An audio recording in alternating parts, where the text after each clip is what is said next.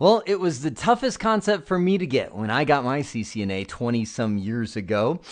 Now let's see how you're doing. Let's review spanning tree protocol. As usual, listen to the question, pause, think about your answer, and then unpause, and we'll walk through all the answers together.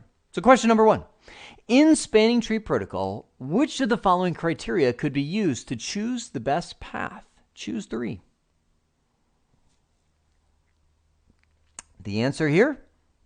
A, C, and E. Remember, with spanning tree, lower is always better. It's like a golf score. The lower your score, the better you are. Whether that would be the lowest port number, the lowest bridge ID, or the lowest cost. That all determines kind of the process that spanning tree goes through as it chooses the best path. It's going to say, okay, who has the lowest cost path to the root bridge? And that's the winner. But if all that's tied, then it's going to say who has the lowest bridge ID. But regardless of that decision criteria, lower is always better. Thus, A, C, and E, question 2.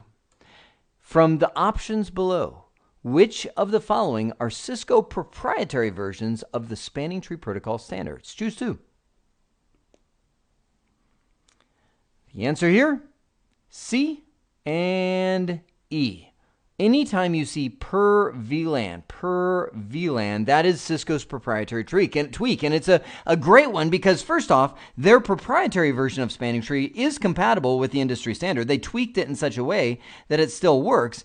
It allows you to have links that would otherwise be unused, utilized for the good of your entire network. That is, in the industry standard versions of spanning tree, you could only have the one root bridge. And that would mean that everybody would find the best way to the root and they would block the redundant link.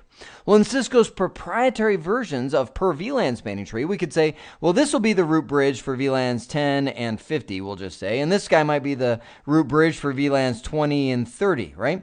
And so in so doing, this link ends up becoming active and used for VLANs 20 and 30, whereas it's blocked for VLANs 10 and 50. Likewise, this one ends up being blocked for VLANs 20 and 30, but active and used for VLANs 10 and 50. That's the beauty of the per VLAN flavors, is that you get full link utilization instead of just having blocked ports.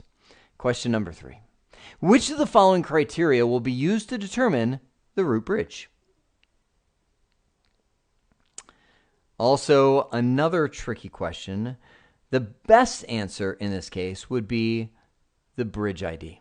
Right? The bridge MAC address is valid. The bridge priority is valid because those two things are factors in it. But remember, when you combine the priority, put a little dot there, put the MAC address, you create a new entity that Cisco refers to, and actually all spanning trees running switches refer to as the bridge ID. The one with the lowest bridge ID in the network ends up becoming the root bridge. Question number 4. When two switches are determining which side of a network segment will be blocked, what criteria is used to determine which switch will have the designated port? Whoo, Nelly, do you feel like this was the hardest concept for me when I was originally getting CCNA certified?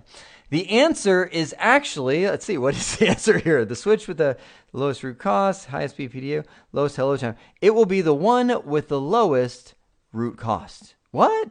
Yep, remember, when we've got our network, the first process is to establish the root bridge. And then everybody's like, okay, I'm lighting up my root port, right? The root bridge always has designated ports, and that adheres to the rule of one designated port per segment. You've got a designated port, the other side's root port, that does not violate the rules.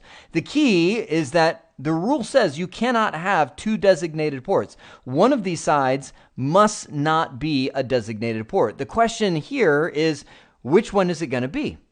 And the first and foremost way to determine that is the one with the lowest root cost. So let's just say, for sake of this example, that this is a 100 megabit per second link. This is a 1000 megabit per second link. Well, in spanning tree language, that will become a cost of 4. This will become a cost of 19.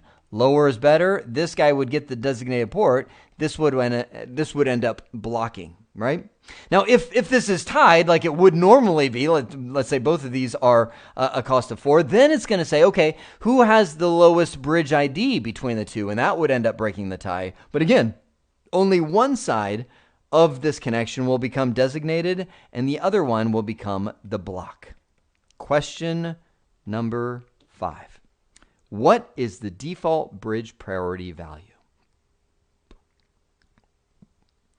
Answer B, which is very tricky in Cisco's per VLAN spanning tree world. Oftentimes people will see it as this one because Cisco tweaked spanning tree to add the VLAN number, and that's what makes that unique bridge ID per VLAN. And so a lot of people see that because it adds VLAN 1. That's the first one that you see when you do the show spanning tree command. But the industry standard says the default bridge priority will be 32,768.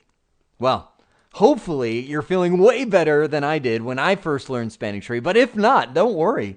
That's why you have access to this, to watch it again and again. You will get this. It just takes time, practice, and a little bit of letting it soak in. I hope this has been informative for you. I'd like to thank you for viewing.